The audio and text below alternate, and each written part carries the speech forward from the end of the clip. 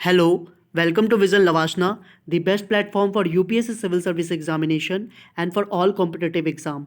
Today we will discuss about the number of constituencies of Lok Sabha and Rajya Sabha of state and union territories, as well as we will also discuss about four pillars of democracies. Okay, this is my new channel Vision Lavashna. Please subscribe this channel and press the bell icon. सबसे पहले मैं कुछ अपने India के बारे में बात कहूँगा। Part 1 article 1 of Indian constitution ये कहता है कि इंडिया दैट इज़ भारत ये एक यूनियन ऑफ स्टेट्स है। That means states union of states से मिलकर एक भारत बनता है।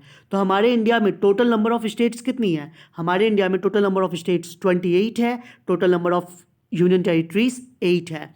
बहुत लोग आज भी कंफ्यूज हैं दैट हमारे इंडिया में total number of union territories 9 है, और बहुत लोग ये भी कंफ्यूज हैं कि डैट हमारे इंडिया में टोटल नंबर ऑफ स्टेट्स 29 है। मैं आज यहाँ पे क्लियर कर देता हूँ। बिफोर 31 अक्टूबर 2019 हमारे इंडिया में 29 स्टेट्स 7 यूनियन टेरिटरीज हुआ करते थे, बट जम्मू कश्मीर का बाइफर्केट होने के कारण दैट मीन्स जम्मू कश्मीर दो यूनियन टेरिटरीज में बाइफर्केट हो गया।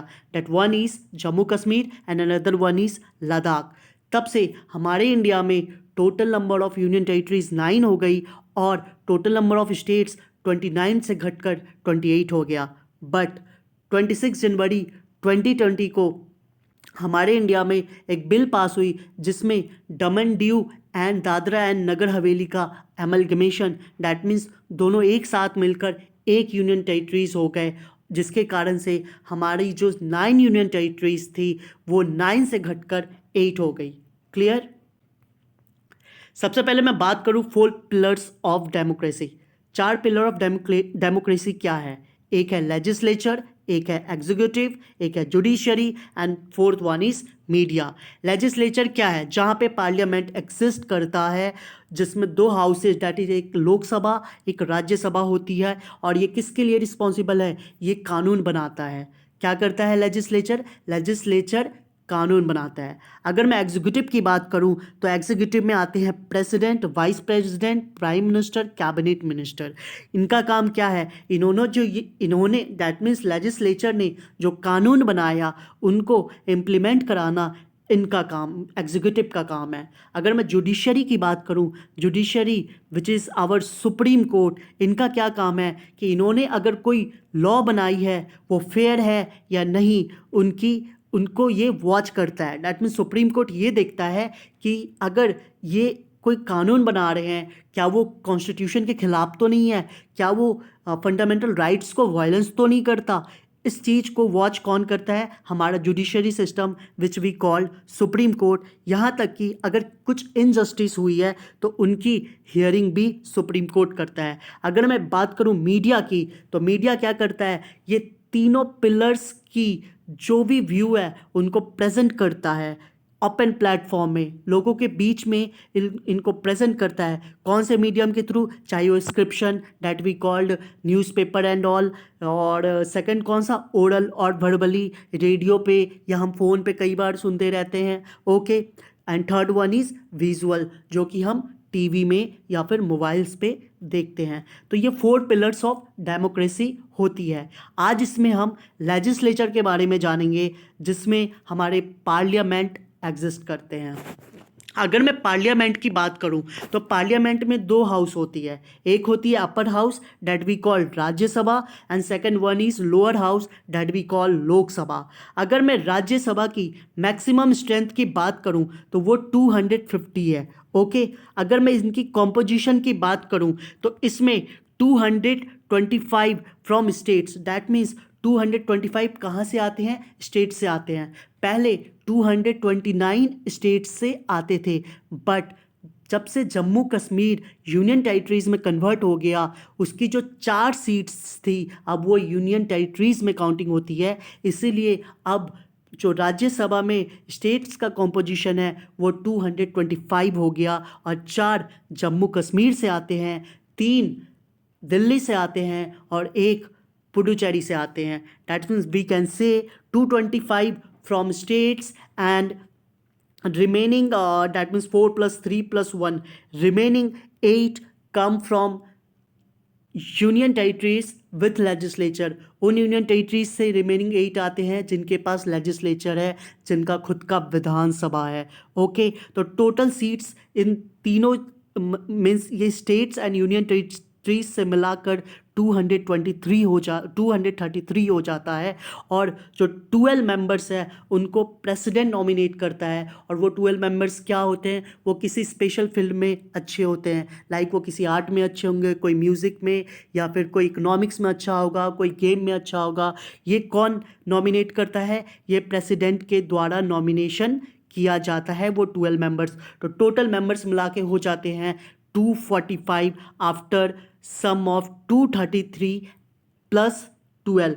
रिमेनिंग 5 जो सीट्स होती हैं वो मुजफ्फराबाद के लिए रिजर्व है। मुजफ्फराबाद क्या, पाक ऑक्युपाइड कश्मीर का कैपिटल मुजफ्फराबाद। आज भी इंडिया को ऐसा लगता है कि फ्यूचर में मुजफ्फराबाद कभी हमारा होगा, ऐसा लगता ही नहीं है। ऑब्वियसली हम फ्यूचर में मुजफ्फराबाद को अपने टेरिटरीज में करने की पूरी कोशिश करेंगे। तो आज भी इंडिया को लगता है कि मुजफ्फराबाद होगा, इसीलिए उनके लिए सीट अभी से ही हमारे इंडिया में रिजर्व करके रखा जाता है। तो 5 सीट्स उनके लिए रिजर्व हैं। किनके लिए, मुजफ्फराबाद, जो कि कैपिटल किसकी है, पाक ऑक्युपाइड कश्मीर। वहाँ की एरिया को पाक ऑक्युपाइड कश्मीर वो इंडिया के लिए है, और पाकिस्तान के लिए क्या है, आज़ाद कश्मीर। अगर मैं बात करूं लोकसभा की, तो लोकसभा की जो मैक्सिमम स्ट्रेंथ है वो 552 है। ओके, और अगर इसकी कॉम्पोजिशन की बात करूं तो 524 सीट्स स्टेट से आती है। पहले 530 सीट्स आती थी, बट क्योंकि जम्मू कश्मीर से 6 सीट्स इसमें ऐड होती थी, 6 seats were added to this. Okay, 6 seats Jammu Kashmir से ऐड होती थी, बट अब जम्मू कश्मीर तो यूनियन टेरिटरीज बन गया, इसीलिए वो 6 सीट्स हट गई। तो क्या अभी भी जम्मू कश्मीर के पास 6 सीट्स है? नहीं, अब जम्मू कश्मीर के पास 5 सीट है। रीज़न, वो 6 सीट्स थी, उसमें से 5 सीट जम्मू कश्मीर को दिया गया लोकसभा में, और 1 सीट्स लद्दाख को दिया गया, जो कि हम जब लिस्ट देखेंगे तो उसमें देख लेंगे। ओके, तो अगर मैं बात करूं 524 जो सीट्स है वो स्टेट से आती है, 19 यूनियन टेरिटरीज से आती है। ओके, तो अगर मैं बात करूं ये जो 19 आती है, ओके, तो पहले इसमें 13 यूनियन टेरिटरीज से सीट आती थी, बस यूटी बनने के बाद 19 आने लगी, बट हम इसको मैक्सिमम 20 तक ले जा सकते हैं। डैट मीन्स कभी भी अगर ऐसा लगता है कि हमें यूनियन टेरिटरीज में टोटल सीटों की संख्या 20 कर देनी चाहिए, तो हम मैक्सिमम 20 तक इसे ले जा सकते हैं, बट अभी ये 19 तक है। कहाँ कहाँ से कितने सीट आते हैं ये जान लेते हैं। एक एक सीट पुडुचेरी, अंडमान निकोबार, लक्षद्वीप, चंडीगढ़ और लद्दाख से आती है। डैट मीन्स पुडुचेरी से भी एक सीट आती है, अंडमान एंड निकोबार से भी एक सीट आती है, लक्षद्वीप से भी एक सीट, चंडीगढ़ से भी एक सीट, लद्दाख से भी एक सीट। अगर मैं बात करूँ, सॉरी यहाँ पे डाटा नहीं होगा, दादरा होगा। ओके, गलती हो गई है मुझसे। दादरा एंड नगर हवेली एंड दमन दीव, इनका एमलगमेशन हुआ। पहले दादरा एंड नगर हवेली के पास एक सीट थी, दमन दीव के पास एक सीट्स थी, दोनों की एमलगमेशन हुई, इसी कारण से इनके पास अब 2 सीट्स हो गई। तो ये 2 सीट्स कौन लेकर आता है, दादरा एंड नगर हवेली एंड दमन दीव। याद रखना इनका पूरा, ये जब ये दोनों एमलगमेशन हुए तो इनका पूरा नाम इतना ही बड़ा रखा गया, that is Dadra and Nagar Haveli and Daman Diu. ये डाटा नहीं होगा, ये डाटा नहीं होगा, ये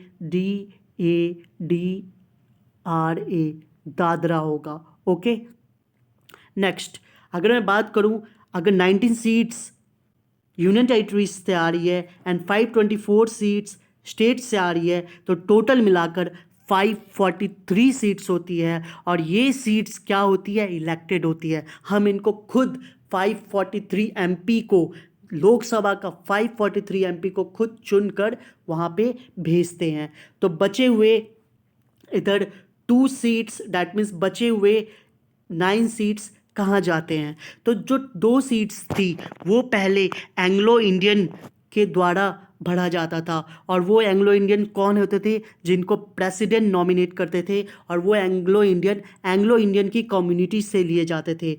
किसको यूज़ करके प्रेसिडेंट इन्हें नॉमिनेट करता था, आर्टिकल 334 ऑफ इंडियन कॉन्स्टिट्यूशन को यूज़ करके 2 सीट्स एंग्लो इंडियंस को प्रेसिडेंट के द्वारा नॉमिनेटेड किया जाता था।